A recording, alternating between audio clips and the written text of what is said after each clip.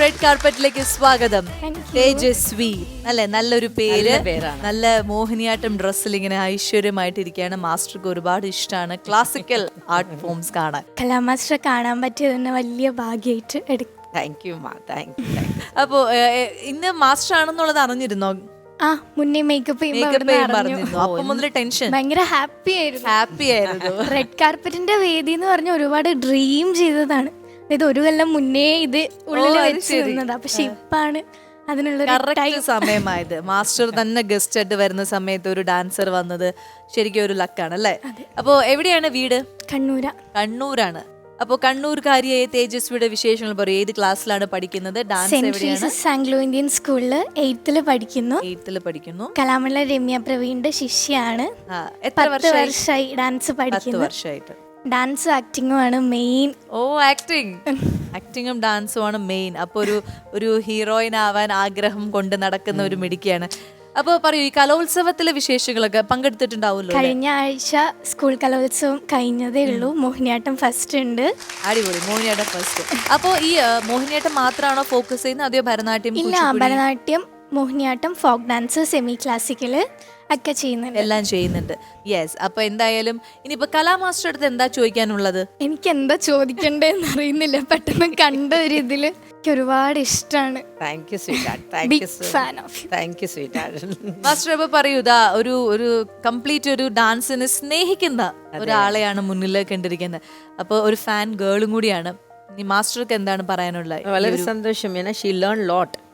ഈ ഡാൻസിലേക്ക് വരാൻ ഒരു ആഗ്രഹം ഏത് വയസ്സിൽ മുതലാണ് തുടങ്ങിയത്? അംഗൻവാടിയിൽ അംഗൻവാടിയിലെ ടീച്ചേഴ്സ് കൂടുതലും ആക്ഷൻ സോങ്ങും പാട്ടും പാടിയല്ലേ നമ്മൾ ഇംപ്രസ് ചെയ്യിപ്പിക്കാം.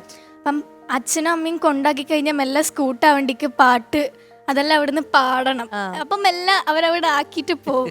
അപ്പൊ അത് പാട്ട് പാടുമ്പം ഡാൻസ് ചെയ്യാനുള്ള ഉള്ളിന്ന് വരും. വെറുതെ സ്റ്റെപ്പൊക്കെ ചവിട്ടി കളിക്കും. അപ്പം തൊട്ട് തുടങ്ങിയതാണ്. അതെ. അപ്പൊ അങ്ങനെ അംഗനവാടിയിൽ മുതൽ ഒരു ആഗ്രഹം മനസ്സിൽ കൊണ്ടു നടന്ന് ഇപ്പോ അതിലേക്ക് ഇങ്ങനെ പയ്യെ നടന്നുകൊണ്ടിരിക്കുകയാണ്. Very good. അപ്പൊ ഇനി എന്തായത് കൂടെ വന്നിരിക്കുന്നവരെ കൂടെ ഒന്ന് പരിചയപ്പെടാം അല്ലേ? നമസ്കാരം, റെഡ് കാർപ്പറ്റിലേക്ക് സ്വാഗതം. നമസ്കാരം. അച്ഛൻ, യെസ്, പേര് പറയൂ. അജിത് നീലിയത്ത്. ഓക്കെ. സോ കണ്ണൂർ തന്നെയാണ് സ്വന്തം സ്ഥലം. എന്ത് ചെയ്യുന്നു? ഞാൻ ദുബായിലാണ്. അപ്പൊ ഈ അച്ഛനൊരു മ്യൂസിക് ഡയറക്ടറാണ്.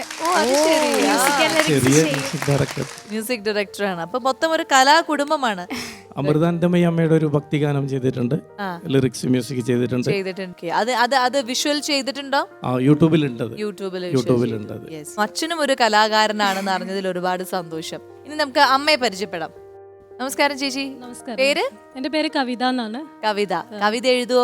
ഇല്ല, ഹസ്ബൻഡ് എഴുതുന്നുണ്ടല്ലോ. അതെ, ഒരു വീട്ടിലൊരു കവിയോ അതിയത്.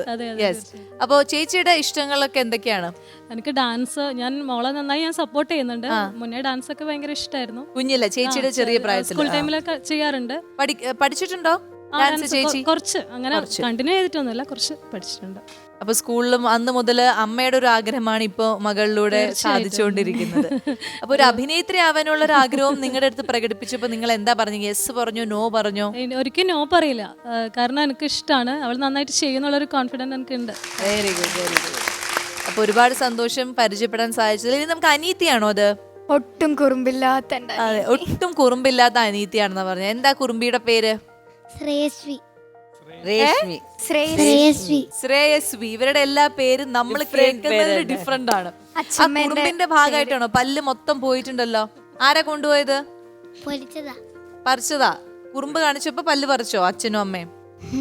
ആണോ? ഡാൻസ് ചെയ്യും. ചേച്ചിയുടെ കൂടെ പഠിക്കാനൊക്കെ പോയി തുടങ്ങിയോ? ഇല്ല. വെസ്റ്റേൺ. നമുക്ക് വേണ്ട. ഓപ്പോസിറ്റ് ആണ് ഞാൻ ചെയ്യുന്നതിന് മൊത്തം ഓപ്പോസിറ്റ് ആണ്. വെസ്റ്റേൺ ആണ് ഇഷ്ടം അല്ലേ? ഇപ്പൊ ഏത് പാട്ടിലെ അടുത്ത ഏതെങ്കിലും സ്റ്റേജിൽ ഡാൻസ് ചെയ്തോ വെസ്റ്റേൺ? ഏതാ? അപ്പൊ അടുത്ത എപ്പിസോഡിൽ വരണം കേട്ടോ ഇവിടെ.